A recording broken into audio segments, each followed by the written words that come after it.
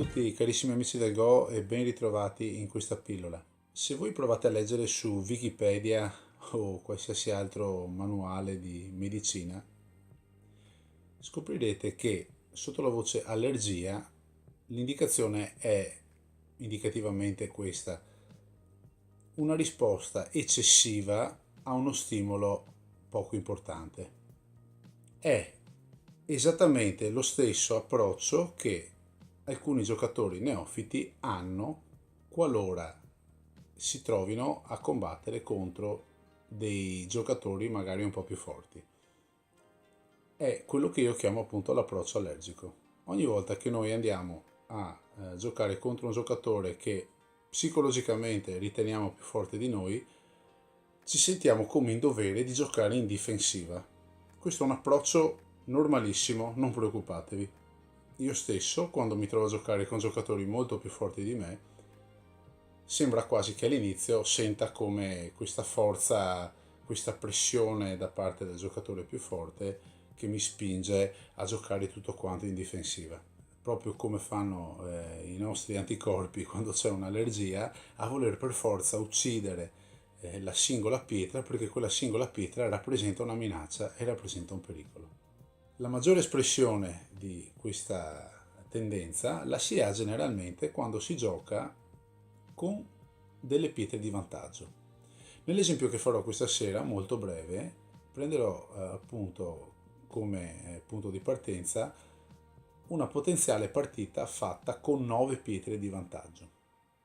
Però volevo soffermarmi in alcuni dettagli generici per spiegarvi come cercare di volgere a vostro vantaggio il fatto di avere queste 9 pietre, che credetemi sono veramente tante. Nella fattispecie vi consiglio di andare a vedere la parte finale del capitolo di Kageyama dove si parla delle separazioni. Nella fattispecie, il secondo capitolo di Kageyama. Verso la fine del filmato troverete appunto un esempio di una partita dove un primo Q con 9 pietre di vantaggio giocava contro Kageyama e Kageyama l'ha asfaltato praticamente, e poi gli spiega anche il perché. Ecco, questa sera cerco di ribadire quel concetto, però a livelli molto più pratici, molto più a portata anche di neofita, cercando di essere il più chiaro possibile. Allora, guardiamo un attimo qui il nostro Goban. Possiamo vedere quindi le 9 pietre di vantaggio. Ora qui vi svelerò alcuni, diciamo, trucchi che poi non sono dei trucchi, ma sono degli approcci a cui un giocatore, in questo caso forte, che impersonerà il bianco, deve tenere per poter avere la minima speranza di spuntarla contro un avversario che ha 9 pietre di vantaggio. Come potete notare, in questo caso le 9 pietre, quindi il Tengen è preso, quindi si domina già il centro, si dominano i 4 lati e i 4 angoli. Se il giocatore che ha 9 pietre di vantaggio ha anche 9 gradi in meno del bianco, è effettivamente difficile per il bianco riuscire a fare qualcosa. Però ad esempio un giocatore che è molto più debole di bianco non sa come gestirsi queste 9 pietre. Ecco, io vi dico semplicemente questo: l'approccio di bianco in una partita del genere è quello, prima ancora di catturare e prima ancora di fare territorio, lo scopo di bianco è quello di tenere separate tutte le 9 pietre. Di conseguenza, visto che ad ogni mossa di bianco ne segue una di nero, lo scopo di bianco è tenere separate le 9 pietre e tutte le pietre che nero giocherà di conseguenza. Questo cosa significa?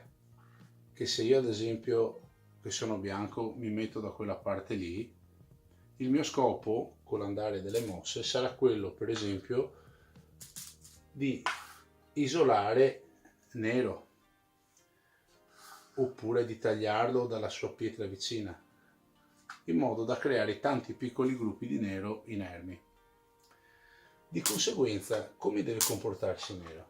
Ecco, partiamo prima dall'approccio, dal famoso approccio dell'allergico, dell'allergia.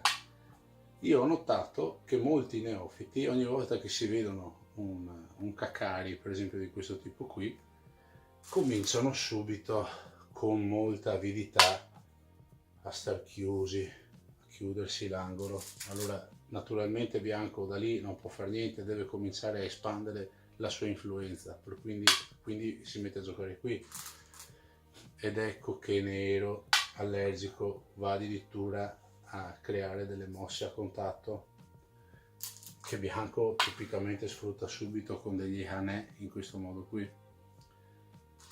Nero, visto che si sente comunque forte, tende sempre generalmente a voler giocare a contatto perché nota molta minaccia in questo tipo di mosse qui. Però facciamo dei passi a ritroso. Se dopo questa mossa di bianco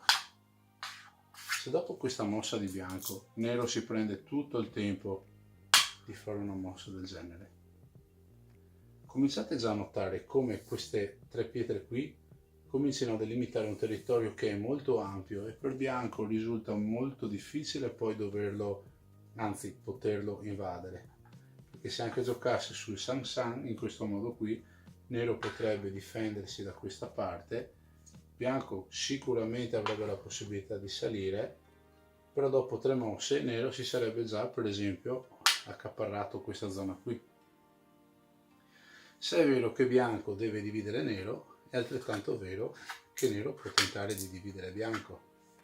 Per cui se ad esempio bianco gioca di qua e nero per esempio poniamo che voglia rinforzarsi per esempio da un'altra parte, e allora bianco sfruttasse l'occasione per venire qui, nero certo può cominciare a venire su di qua per tenerlo diviso. Bianco è molto debole così, perché le sue pietre difficilmente poi potranno unirsi. Bianco può tentare sicuramente il Sansan da questa parte qui, ma per quanto bene bianco possa raccogliere anche i frutti di un'invasione nell'angolo, nero ha comunque tutto il tempo di andarsi a chiudere con estrema tranquillità tutto il suo territorio. E attenzione che se nero fa una muraglia dritta qui abbiamo 2, 4, 6, quasi 60 punti, che sono tantissimi. Ecco, quindi non entrerò nel dettaglio della singola partita, ma quello che posso raccontarvi è proprio questo. Qualora stiate giocando una partita con 9 pietre di vantaggio, mi raccomando, focalizzatevi sul fatto di tenere divise le pietre del vostro avversario, perché il vostro avversario tenterà di fare lo stesso con voi.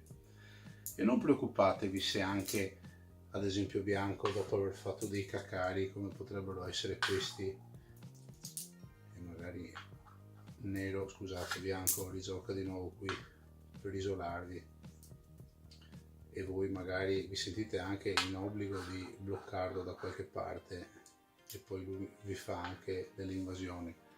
Voi lasciate anche pure che si conquisti questa zona qui, l'importante è che un po' alla volta andiate a rinforzarvi le vostre fila.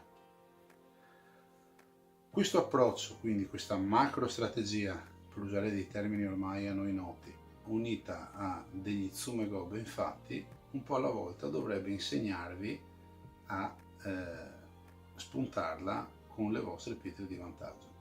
Ritornando a noi, quindi abbiamo detto cerchiamo di mantenere divisi i gruppi di bianco, perché bianco tenterà di fare esattamente la stessa cosa con noi. Questa è una pillola molto più corta delle altre, è proprio una vera pillola. Non ho voluto mettere altra carne al fuoco per tenere in serbo degli altri argomenti per le prossime volte. Come accennavo su un video che ho fatto apposta, ho aperto anche un account su Instagram che potete leggere qui sotto se volete contattarmi anche lì, oppure se volete mandarmi i vostri file SGF per un'analisi, se ho tempo volentieri la faccio, potete mandare la vostra mail a questo indirizzo di mail che vedete qui sotto. E non mi resta che augurarvi, visto il periodo, anche una buona Pasqua. Probabilmente la settimana prossima sarò in vacanza, per cui non riuscirò a fare la consueta pillola, vuol dire che ci vedremo la settimana dopo, o magari uscirà ma non puntualmente il mercoledì. Io vi ringrazio per l'attenzione e buon proseguimento e buon divertimento con il gioco del Go. Ciao a tutti!